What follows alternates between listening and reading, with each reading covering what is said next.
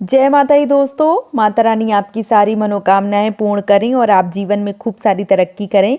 इसी के साथ आज का जो वीडियो है वो मैं शुरू कर रही हूं। दोस्तों आज के वीडियो में मैं बात करने वाली हूं साल 2024 में धनतेरस का जो पर्व है वो कब मनाया जाएगा, किस दिन मनाया जाएगा। संपूर्ण जानकारी जो है वो इस वीडियो में आप सबके साथ शेयर करने वाली हूँ। तो चलिए शुरू करते हैं आज का वीडियो और जान लेते हैं धनतेरस पर्व के बारे में संपूर्ण जानकारी।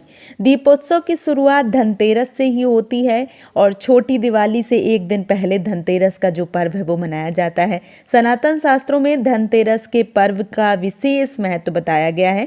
धार्मिक मान्यता है कि इस दिन भगवान धन्वंतरी, माता लक्ष्मी और भगवान कुबेर की उपासना करने से जातक के जीवन में कभी भी पैसों की कमी देखने को नहीं मिलती है। साथ ही साथ धन से सदैव तिजोरी जो है वो भरी रहती है, माँ लक्ष्मी की कृपा प्राप्त होती है और जो माता लक्ष्मी का आशीर्वाद है वो उनके ऊपर सदैव बना रहता है। साल 2024 में धनतेरस का पर्व कब मनाया जाएगा? तो पंचांग के अनुसार कार्तिक माह के शुक्ल पक्ष की त्रयोदशी तिथि की शुरुआत 29 अक्टूबर को सुबह 10:31 पर हो रही है और इसका समापन 30 अक्टूबर को दोपहर 1:15 पर हो रही है। सनातन धर्म में सूर्योदय से तिथि की गणना की जाती है। ऐसे में 29 अक्टूबर को धनतेरस का जो पर्व है वो मनाया जाएगा। इसके साथ ही साथ खरीदारी का जो पहला मुहूर्त है धनतेरस का वो सुबह 6:32 से अगले दिन 10:30 तक रहेगा। इस योग में की गई खरीदारी जो है वो 3 गुना ज़्यादा वृद्धि देती है, तो इस समय भी आप खरीदारी कर सकते हैं।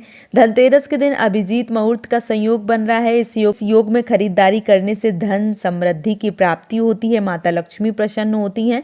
तो इस दिन 11:42 से लेकर 12:27 का जो समय है वो सर्वोत्तम है।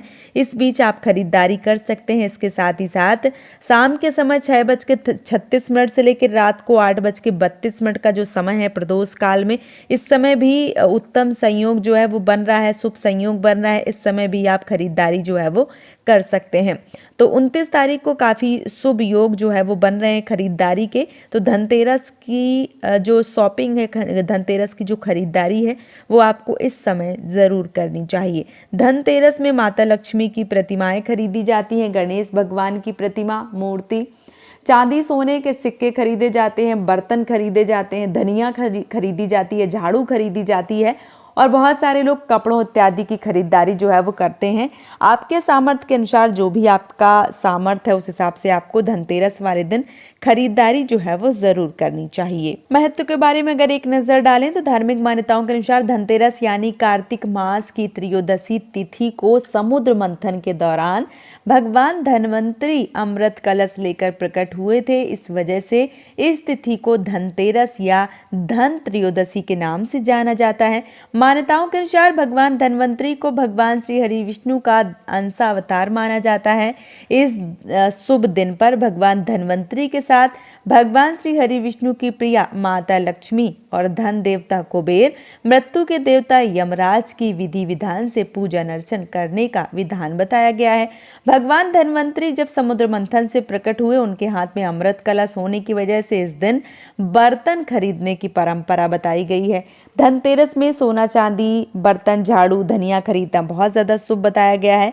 ये मान्यता है कि धनतेरस के दिन खरीदारी करने से धन में 13 गुना ज़्यादा वृद्धि होती है। इसके साथ ही साथ वाहन, जमीन, प्रॉपर्टी जो है उसका भी सौदा इस दिन किया जा सकता है।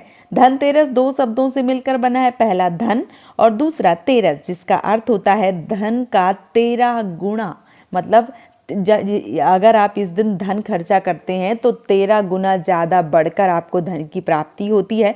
भगवान धन्वंतरी के प्रकट होने के कारण इस दिन वैद्य समाज धन्वंतरी जयंती के रूप में भी मनाता है।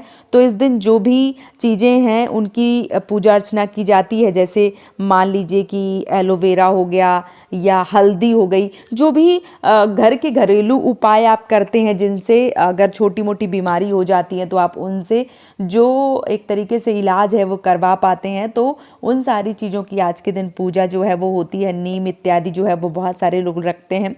इसके साथ ही जो त्रयोदशी तिथि का आरंभ है वो 10:31 पर होगा। जैसे कि मैंने बता दिया, इसका समापन 30 अक्टूबर को दोपहर को 1:15 पर होने जा रहा है।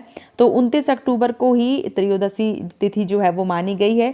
जो धनतेरस का पर्व है वो 29 तारीख को ही मनाया जाएगा।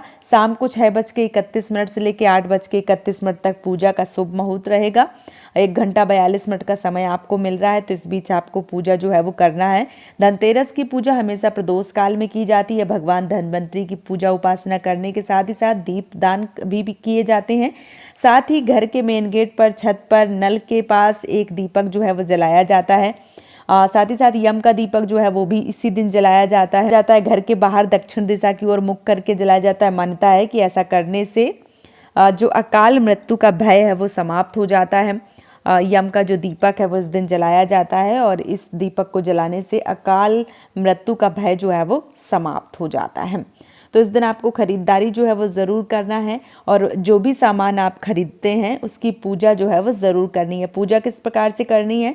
इस दिन आपको स्नान ध्यान करके निर्वृत्त हो जाना है। साफ वस्त्र धारण करके मंदिर में जाएं, अपने बाएं हाथ में जल लेकर खुद पर और अपने आसपास छिड़कें। उसके बाद चौकी लगा लें, लाल वस्त्र बिछा लें, गंगा जल का छिड़काव करके जगह को साफ स्वच्छ कर लें। कुबेर देव की प्रतिमा या मूर्ति स्थापित करें। कुबेर देव के साथ आप भगवान गणेश, माता लक्ष्मी और धन्वंतरी भगवान को भी जो है वो रख सकते हैं।